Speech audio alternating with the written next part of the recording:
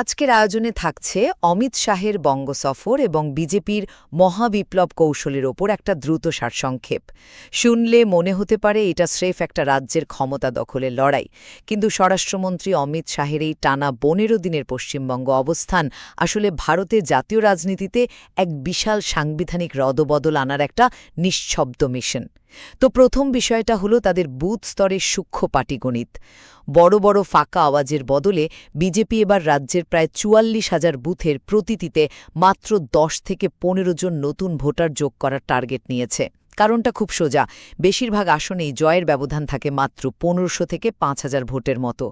এটা একেবারে বিন্দু বিন্দু জলে সিন্ধু গড়ার মতো ব্যাপার, বুঝলেন? মানে প্রতিটা বুথ থেকে অল্প কয়েকটা ভোট জোগাড় করেই পুরো রাজ্যের নির্বাচনী গণিতটা বদলে ফেলার চেষ্টা আর কি। দ্বিতীয়ত, এই ছোট ছোট বুথ জয়ের পেছনে আসলে একটা গ্র্যান্ড স্ট্র্যাটেজি বা বিশাল জাতীয় লক্ষ্য লুকিয়ে আছে। তাদের আসল টার্গেট হল লোকসভায় ৩৬৩টি আসন বা ২/৩ সংখ্যাগরিষ্ঠতা অর্জন করা। কারণ এই বিপুল ক্ষমতা হাতে এলে সবার জন্য সমান আইন বা ইউনিফর্ম সিভিল কোড এবং এনআরসির মতো বড় বিলগুলো খুব সহজেই পাশ করানো যাবে। কৌশলটা হলো তৃণমূলের মতো আঞ্চলিক দলগুলোকে হারিয়ে তাদের সাংসদদের নিজেদের দলে টেনে নেওয়া, যাতে দলত্যাগ বিরোধী আইন এড়ানো যায়।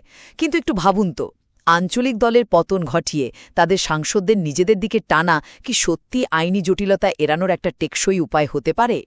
আর সবশেষে এই লক্ষ্য পূরণে তারা দ্বৈত প্রচার আর আধুনিক প্রযুক্তির এক দারুণ মিশ্রণ ঘটাচ্ছে। অমিত শাহ দিনে জনসভা করছেন আর রাত ৯টা থেকে ভোর ২টো পর্যন্ত চালাচ্ছেন ম্যারাথন বৈঠক। এর পাশাপাশি তারা ব্লকচেনে জমির রেকর্ড রাখা বা ডিজিটাল রুপির মাধ্যমে স্বচ্ছতা আনার মতো হাইফাই প্রযুক্তির প্রতিশ্রুতি দিচ্ছে। তবে বাস্তবমুখী একটা প্রশ্ন থেকেই যায়, ব্লকচেন বা ডিজিটাল রুপির মতো এই উচ্চমানের স্বপ্নগুলো কি সাধারণ ভোটারদের কাছে সত্যিই কোনো আবেদন তৈরি করতে পারবে?